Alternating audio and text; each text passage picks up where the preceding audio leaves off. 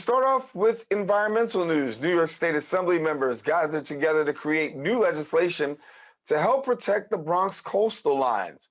Our Bronx Net reporter, Carrie Moody, brings us the story.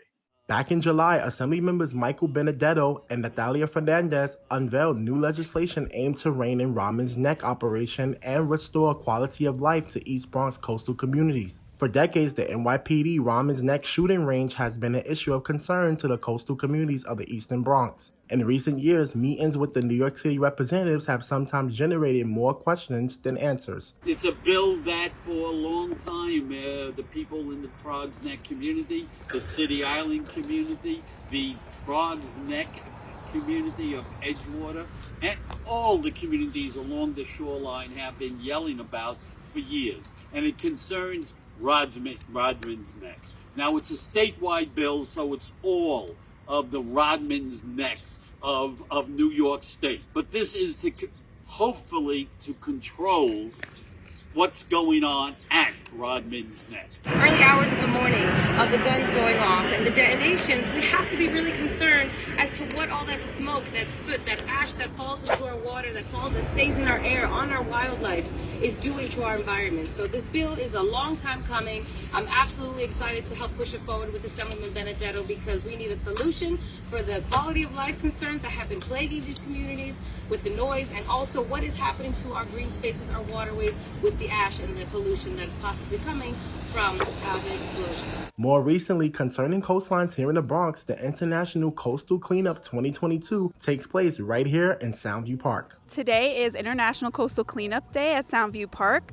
International Coastal Cleanup Day is an effort that is organized by Ocean Conservancy, which is an international organization.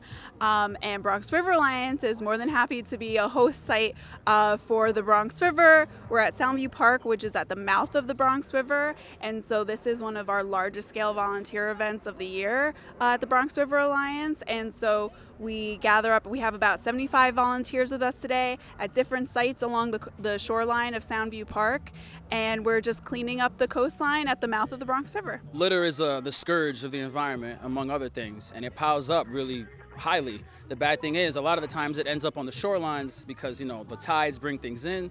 People like to hang out by the shore and throw things into it, so it accumulates really fast. And people go down there to hang out. They don't really go down there to clean up. A special thanks to the Assembly members and the Bronx River Alliance for not only raising awareness for our coastlines, but taking huge steps in making the Bronx an eco-friendly environment. For BronxNet, this is Kyrie Moody.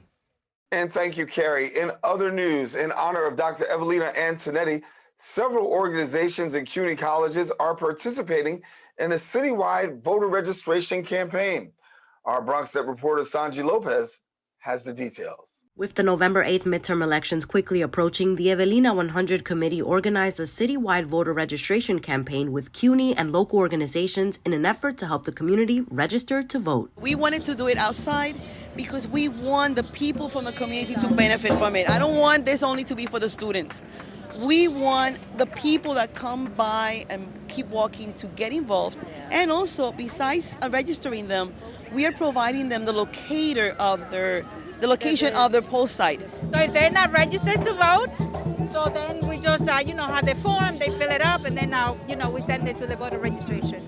The citywide voter drive was held in honor of the 100th year birthday of Dr. Evelina Antonetti, a Puerto Rican activist from the South Bronx who worked to build coalitions to conduct similar drives using music in underserved communities. And we're trying to spread the seeds of activism throughout the city of New York. There's so many things that they're taking away from us that I hope, and we all hope, that these events inspire the students to really get involved and look for solutions. Don't despair.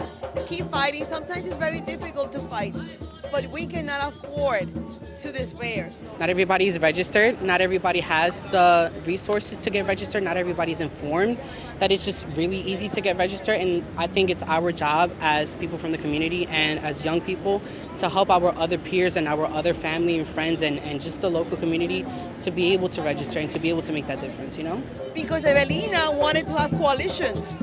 So I'm sure that wherever she is, she must be dancing to the music. The voter registration deadline for the November 8th election is Friday, October 14th. Visit vote.nyc to register to vote today, and visit evelina100.org to learn more about the life and legacy of Dr. Evelina Antonetti. Reporting for BronxNet, Sonji Lopez. And thank you, Sanji. That is all the time we have for our Bronx updates, but we're not out of show. Stay with us as Open continues right after this.